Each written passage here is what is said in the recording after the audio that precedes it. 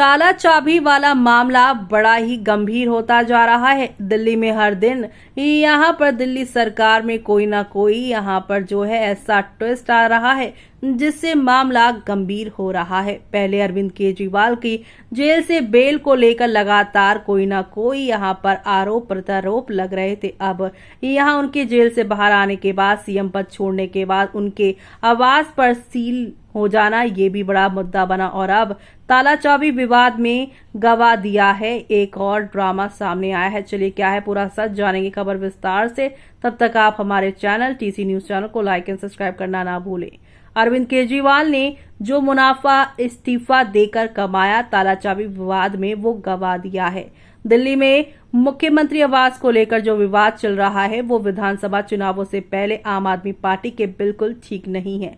अरविंद केजरीवाल आखिर ये क्यों भूल जाते हैं कि जनता की अदालत में इंसाफ जरूर मिलता है, लेकिन ये ऐसी बातें जिन्हें नजरअंदाज भी नहीं किया जा सकता है। चुनावी हार जीत अपनी जगह है, लेकिन बाकी मामलों में नेताओं को राजनीतिक रूप से दुरुस्त होना जरूरी होता है। दिल्ली में मुख्यमंत्री आवास को लेकर जो विवाद चल रहा है उसके केंद्र में अरविंद केजरीवाल का होना राजनीतिक रूप से बेहद नुकसानदेह है। जी हां, जेल में होते हुए भी मुख्यमंत्री बने रहना अरविंद केजरीवाल का अपना फैसला था। आम आदमी पार्टी के दावों की माने तो सर्वे में दिल्ली के लोगों ने अरविंद केजरीवाल को जेल से सरकार चलाने की मंजूरी भी दे दी थी और जेल से छूटते ही अरविंद केजरीवाल ने जो चाल चली वो उसके राजनीतिक विरोधियों के लिए चौंकाने वाला था। मुख्यमंत्री पद से अरविंद केजरीवाल के इस्तीफे से लेकर अतिशी को नया मुख्यमंत्री बनाए जाने तक बीजेपी नेता अलग अलग तरीके से रिएक्ट करते रहे, लेकिन ऐसी बयानबाजी हो रही थी लेकिन लगता था जैसे तैसे खाना पूर्ति हो रही हो। ऐसे में अब अरविंद केजरीवाल के इस्तीफे के दाव से बीजेपी दिल्ली की राजनीति में काफी परेशान नजर आ रही थी, लेकिन पहले से ही सवालों के घेरे में घिरे मुख्यमंत्री आवास को लेकर अरविंद केजरीवाल ने बीजेपी को फिर से मौका दे दिया है। ऐसा लगता है जैसे अरविंद केजरीवाल ने बीजेपी को हमले के लिए बड़ा हथियार दे दिया हो। जी हां, एक बेहद गैर जरूरी विवाद सामने आ खड़ा हो गया है अब दिल्ली के सरकार में। जब अरविंद केजरीवाल दिल्ली में अपना मुख्यमंत्री आवास खाली कर रहे थे तो बड़ा ही इमोशनल माहौल नजर आ रहा था। अरविंद केजरीवाल ने मुख्यमंत्री पद से इस्तीफा यहाँ पर साथ ही सरकारी आवास भी खाली करने की घोषणा कर डाली थी। अरविंद केजरीवाल का बयान आने के बाद पहले तो आम आदमी पार्टी के सांसद संजय सिंह ने बड़े जोश में ऐसे बताया था कि उनके नेता के लिए मुख्यमंत्री पद और सरकारी आवास जैसी चीजें मायने नहीं रखती, वो तो कहीं भी रह लेंगे। फिर ये भी बताया गया कि दिल्ली के बहुत सारे लोगों ने उनको अपने यहाँ रहने का ऑफर दिया है, लेकिन कुछ देर बाद ही आम आदमी पार्टी के नेता उनके लिए सरकारी बंगले की मांग करने लगे। ये दलील देकर कि आम आदमी पार्टी राष्ट्रीय पार्टी है और राष्ट्रीय पार्टी का नेता होने के कारण दिल्ली में बंगला दिया जाना उनके हक का हिस्सा है। अपनी पर यहाँ कायम रहते हुए अरविंद केजरीवाल ने अपना सरकारी आवास खाली कर दिया और अपनी ही पार्टी के पंजाब के एक सांसद के बंगले में शिफ्ट भी हो गए। जब लग रहा था सब ठीक हो गया है तभी नया विवाद भी शुरू हो गया।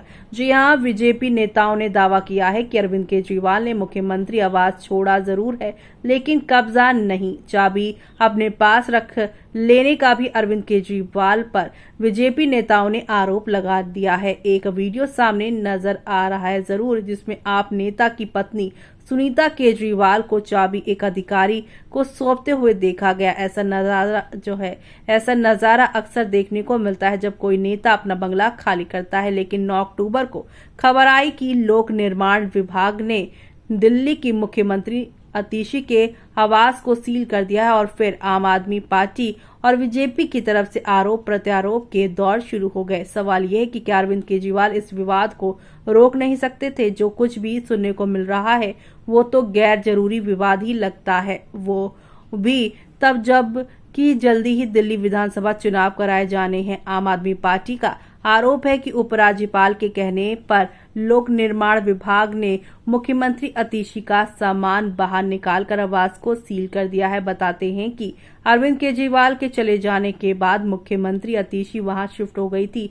अब बीजेपी मुख्यमंत्री पर गैर कानूनी तरीके से बंगले में रहने का आरोप लगा रही है। जिस बंगले का इस्तेमाल अरविंद केजरीवाल मुख्यमंत्री आवास के रूप में कर रहे थे, उसे लेकर भी कई विवाद हुए हैं। एक विवाद तो स्वाति मालीवाल केस ही है, जिसमें राज्यसभा सांसद ने केजरीवाल के करीबी विभव कुमार पर मारपीट करने का आरोप लगा रखा है। मामला अदालत में है और विभव कुमार जमानत पे छूटे हुए हैं। एक और विवाद उसी बंगले में हुए निर्माण कार्य को लेकर भी है, जिसे बीजेपी नेता शीश महल बोलकर अरविंद केजरीवाल को कटघरे में अक्सर खड़ा करते नजर आए हैं और मामला जांच के दायरे में है। ताजा इल्जाम अरविंद केजरीवाल पर यह है कि उन्होंने जो है पीडब्ल्यूडी को बाकायदा हैंडओवर नहीं किया है और उससे पहले ही मुख्यमंत्री अतिशी का सामान भी उस बंगले में पहुंचा दिया गया है। यहाँ यह समझना मुश्किल हो रहा है कि अतिशी को उस बंगले में जाने की क्या जरूरत पड़ी थी। वह दिल्ली की मुख्यमंत्री हैं, वैसे संवैधानिक तरीके से उनको पद और गोपनीयता की शपथ दिलाई गई है। उनके आने जाने के लिए सरकारी गाड़ी मिली है, उनके रहने का कोई सरकारी इंतजाम होता ही है। अगर वो कुछ चाहती थी कि वो भी उसी बंगले में रहे जहां अरविंद केजरीवाल रह रहे थे, या फिर अरविंद केजरीवाल ही ऐसा चाहते थे, तो उसके लिए संबंधित प्राधिकारी को पत्र लिखते बताते कि उनको क्यों वो आवास मिलना चाहिए। अगर कोई नहीं सुनता तो उनके पास इस बात के लिए भी कोर्ट जाने का विकल्प मौजूद था।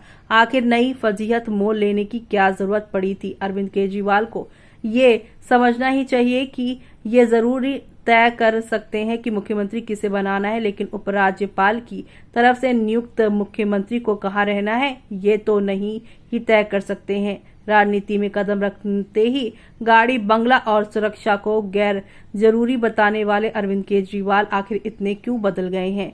ऐसे में अब आपका क्या कहना है इस पूरे मामले पर? हमें कमेंट बॉक्स में कमेंट करके बताना बिल्कुल भी ना भूलें आप।